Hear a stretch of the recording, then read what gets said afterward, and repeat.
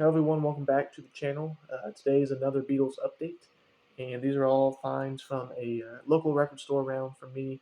And this is actually two visits from this same record store compiled into one update here.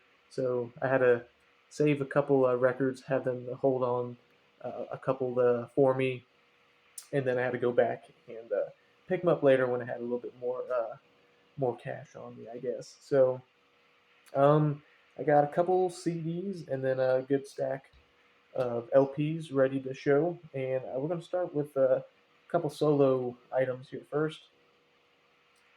We're going to start off with the Lennon box set here. This is just a four CD set compilation of some John Lennon songs throughout his career. Kind of a nice little collection to where they made each kind of compilation CD kind of interesting, but still kind of getting the same time period. So I was an enjoyable listening. I played some of these or all of these CDs in my car, and it was an enjoyable kind of compilation um, with all the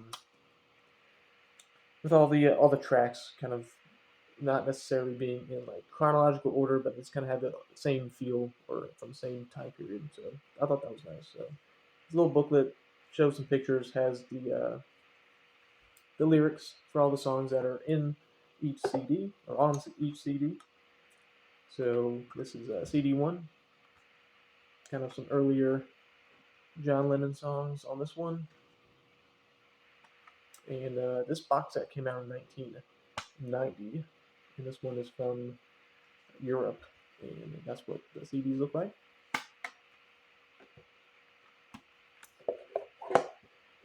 And here is CD2. Again, I don't collect too many CDs, but when they're kind of its own separate release, I'll pick them up if they're cheap and readily available. So I got again all these kind of as a bulk bundle price, so kind of got help with that for the pricing for all these um, items that I'm going to show today. CD3. And the next probably John Lennon CD box that I will probably would get would be the anthology one if I ever see that. Probably pick it up, not too terribly expensive, which helps as well. And looks like CD4 is still in my car, so sorry about that. I'll put the booklet back in, and that's what it looks like from the side. All right, next up, we got another CD/DVD here, and this is Paul McCartney, Good Evening in New York City. I already had this CD set, but it didn't have the DVD. So this is a kind of a nice little kind of booklet style format, and there's the CD and DVD. So this one has the DVD of the concert. So I'll be kind of actually looking forward to maybe watching it here sometime soon. So there's a little booklet inside as well, and there's the other CD at the back of the DVD.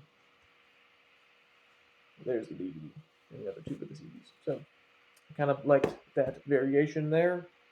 And now we're on to the vinyl, and we're going to stick with the solo stuff for right now. And we're going to start off with a mobile fidelity copy of Imagine. So this was a nice pickup find here, and this is the 1984 version. I believe there's an earlier or a later copy of Imagine. I could be thinking of it's like early 2000s, I believe. Let's see if I can find it real quick as I talk about this album real quick. But yeah, here's the back. And here is the label. It's in nice shape as well. Pretty sure this is my first mobile fidelity record for the solo years, so happy to pick that up. And I know John Lennon has some other ones. I believe Mind Games is should be in there as well. And again, I think there's a later mobile fidelity pressing of Imagine. I think in the early 2000s. I just want to double check.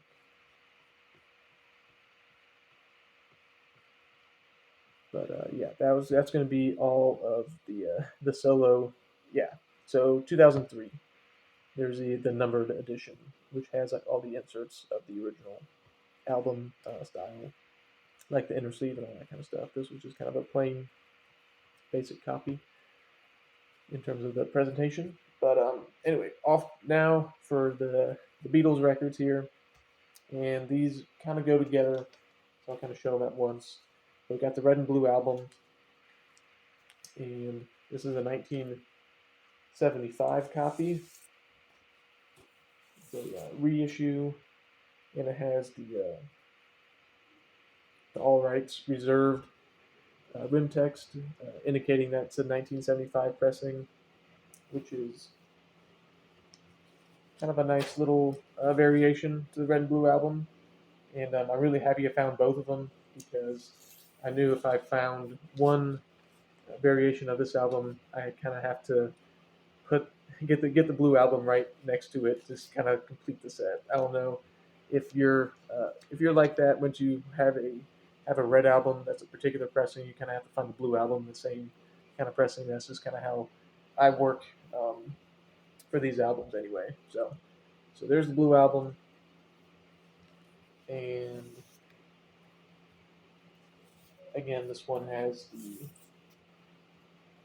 all rights reserved rim text. The text is pretty light, but it's on the rim. It's kind of a pinkish rim text there.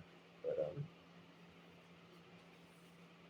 there's actually a few variations and repressings or reissues of this album throughout the years. So it's always kind of worth taking a peek at the labels, not just necessarily the back cover. You can see sometimes like the Apple label are kind of the original pressings, and then the Capital ones are usually the later ones. But um, as you can see, this one still turned out to be on the Apple label. But that'll probably be another Beatles buying guide, I guess, entry that I could do showing all the different variations of those records. And then next up, we got Beatles at the Hollywood Bowl. And this is the second pressing. It does not have the embossed tickets. It's all smooth. And so that's pretty much why I picked it up, because it was the second pressing. So there's the inner sleeve, still pretty much the same.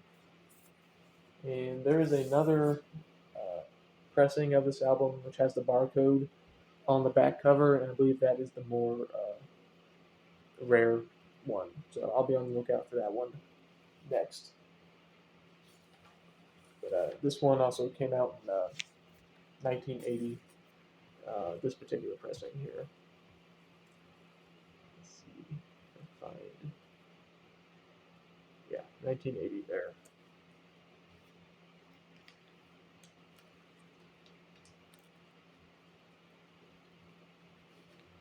Get that put back later. And second to last album here, we got Meet the Beatles.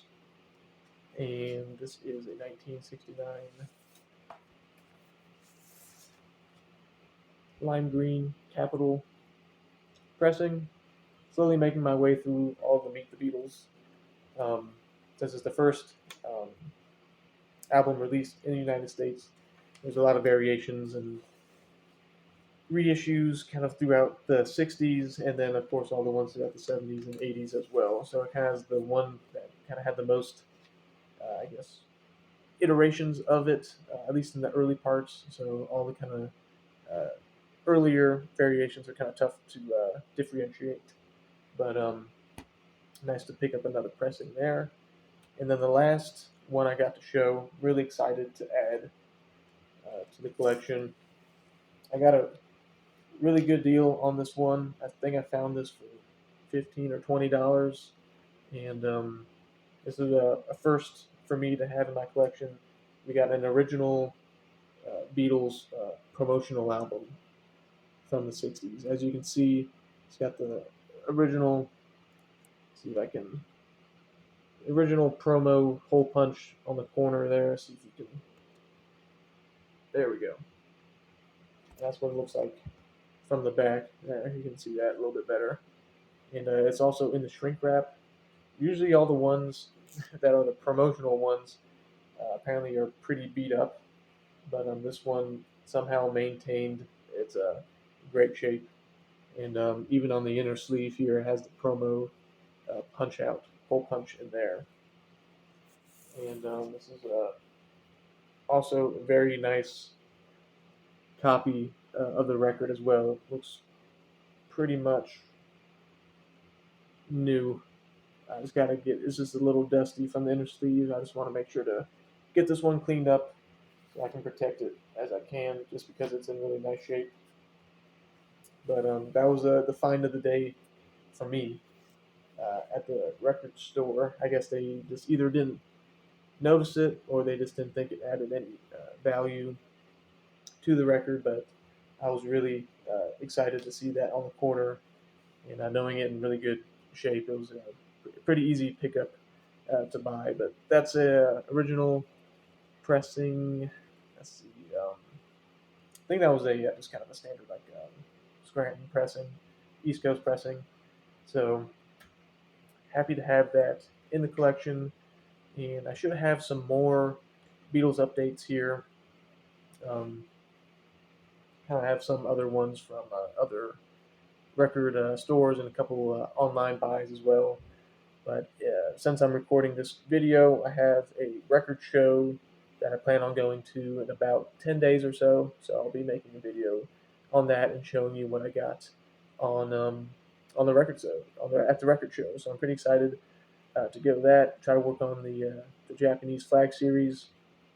I think I only need about 14 or 15 more records. So if I can knock out a big chunk from that list, maybe get about 4 or 5, I'll be closing my way in on the Japanese series. So looking forward to that, and I hope you enjoyed all the finds here today, and look out for more videos to come. Thanks.